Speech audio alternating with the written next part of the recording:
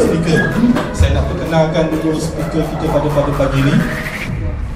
Nama yang diberikan adalah Sir Azim Jamaluddin.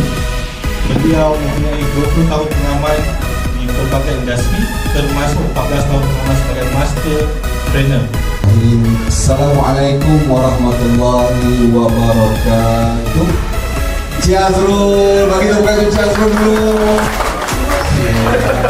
Sila ke depan bersama dengan saya. Halo Cik Azrul. So, senyuman Cik Azrul hari ini adalah benchmark untuk semua orang. Semua orang kena senyum macam Cik Azrul, boleh? Boleh tak? Boleh. Buang senyum, buang senyum. Okey, bila saya kira, senyum. Boleh? 3, 2, 1. Apa ciri-ciri senyuman Cik Azrul? Comel. So saya nak tuan-tuan dan puan bagi tepukan untuk Cik Azrul dulu. Silakan Cik Azrul dulu. Kena ada energi. Saya nak tuan-tuan dan puan buat bunyi harimau. Boleh? Macam mana bunyi harimau? Bila saya sebut hospital KKB, aumnya 3 kali. Aum. Baik. Hospital KKB.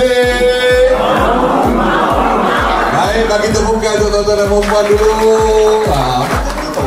Pegang. Pegang. Kita ruang ni kecil. Pegang tangan. Terima kasih Badi. Sebab Badi sudi jadi Badi saya. Badi. Oh Badi. Duduk. Duduk kat sofa pun boleh. 21. Saya nak tukar nombor last yang saya nak ialah nombor 15. 15. Mana dua tangan tunjuk 4, 2, 6. Tak betul. Betul. Yang tak ada kumpulan silakan ke depan.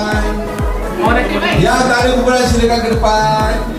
15, nombor katakan apa? 8, 9, 8, 3. 9, 8, 3. Ada kumpulan eh? Baik. Tuan-tuan dan puan, saya nak tanya soalan yang pertama. Apa yang belajar daripada game nombor di tangan? 21 akan ada orang yang terkeluar, ada orang yang direbut masuk, ada orang yang diprotek daripada kau. Jangan tinggalkan aku. Bila saya minta last nombor 15, ada orang yang tak ada kumpulan sampai sudah. Apa perasaan? Senang. Disisihkan oleh rakyat. Apa rasa disisihkan? Diri. Hari ini kita rasa macam tertekan bila kita disisihkan. Tapi itulah perkara yang terbaik boleh berlaku dalam hidup kita. Sekiranya kita reda, kita dapat benda yang baru, lebih baik. Ready? Okay.